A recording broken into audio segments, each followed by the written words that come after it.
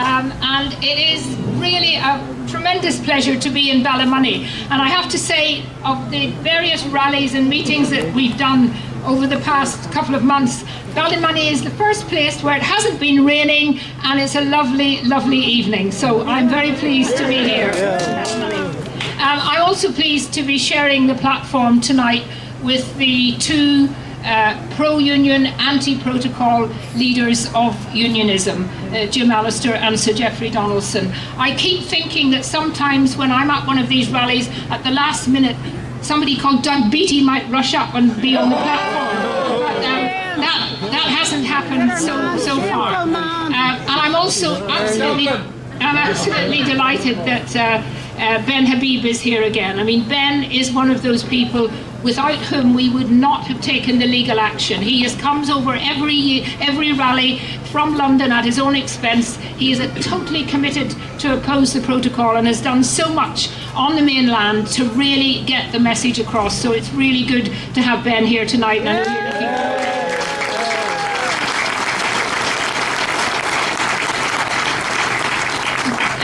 To say that I always never wanted to follow Jim Allister after he's spoken, but having to follow Jamie Bryson tonight is making me feel that actually Jim's got a rival coming up. And I want to say that Jamie, the work he has done, particularly legally over the past few months, has been really, really important. And if he is an example of the newer generation of young pro-union loyalists, then I think this country should be very, very proud of that, and I want to say how proud I am.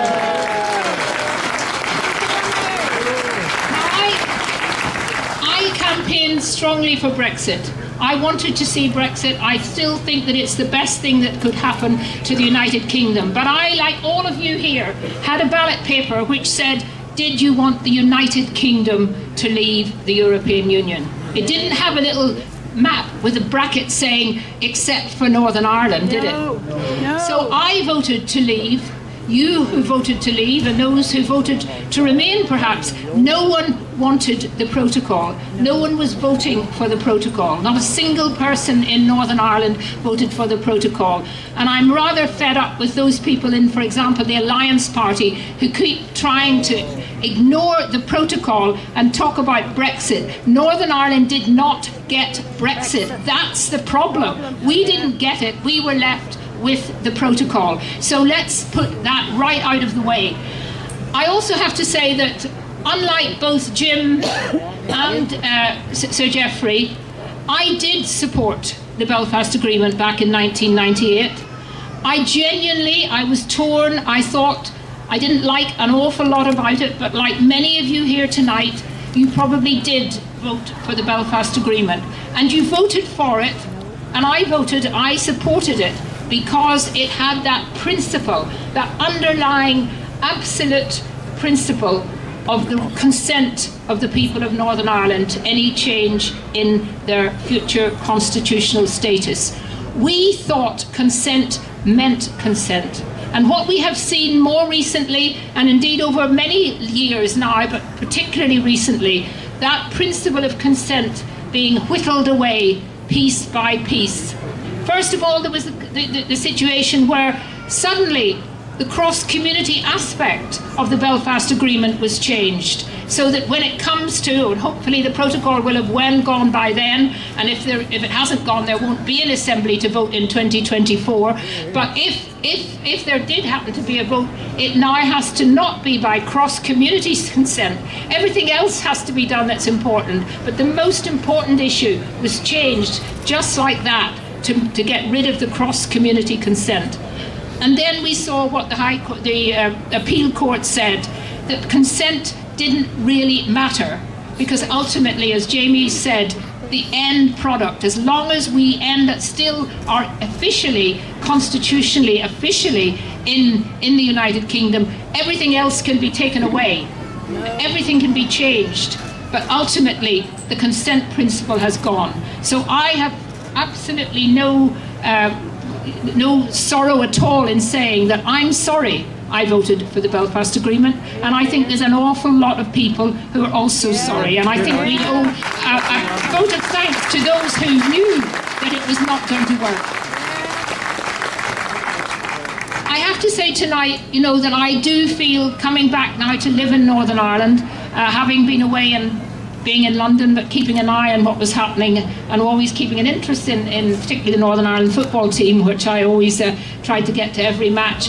I do genuinely feel now, and I know it's been said in the past, but I genuinely feel that Northern Ireland is facing a huge crisis. And we are at a very, very important time in our history. We have these elections coming up in May. And I know it's very easy for political parties to blame other political parties. I've done it all my life in terms of Parliament. It's always somebody else's fault. But I think in these elections, we really have to look at the big picture, and we have to put our country before our party. And if that means that you have to vote sometimes, particularly in this particular election where you vote 1, 2, 3, 4, whatever, if you have to sometimes then kind of almost, you know, close your eyes, but actually vote for a candidate maybe you don't like at all, or for a party you're not very fond of. But if it's a pro-union, anti-protocol party, then you must make sure your vote is passed down. That is the only way that we can ensure that pro-union members will be elected, and that's a very, very important part of what is coming up in May. And of course, what to me, again, I've seen from coming back home, there's absolutely no doubt about it that unionism as a whole, I think over the past number of years, has been too willing to compromise, too willing to give in, too willing to sometimes accept something that they really deep down know they shouldn't be. And underlining that is that some of the Unionist Party's members have perhaps been more keen in being in power than actually doing what was the right thing.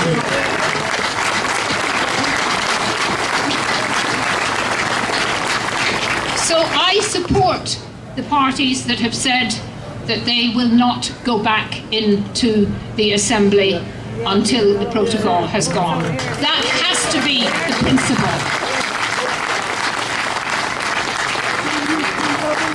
And I cannot understand how any member of any unionist party or any person who feels that they support the union can actually not see that going back in and leaving the protocol as it is just confirming and establishing that we are prepared to accept the protocol. So that cannot happen. It has to be the basic principle of people going into this election.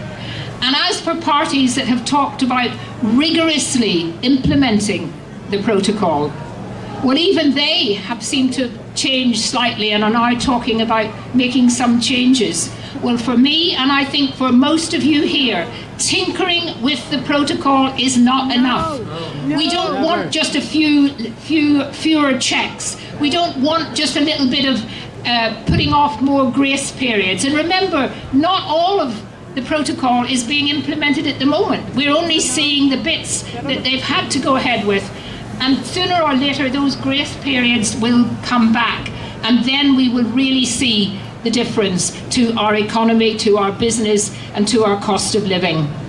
And you look at what happened this week in Parliament, where the Chancellor of the Exchequer had to come to the Parliament and actually admit that he wanted to reduce VAT, which we can now do because we've left the European Union, to zero on energy, green energy.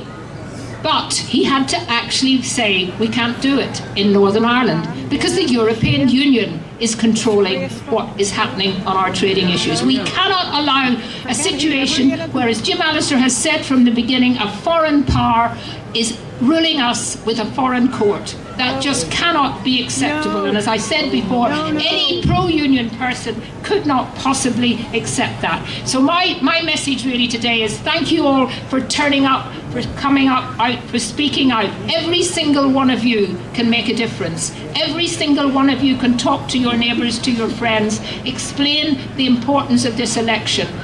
Please make sure that everyone comes out and votes.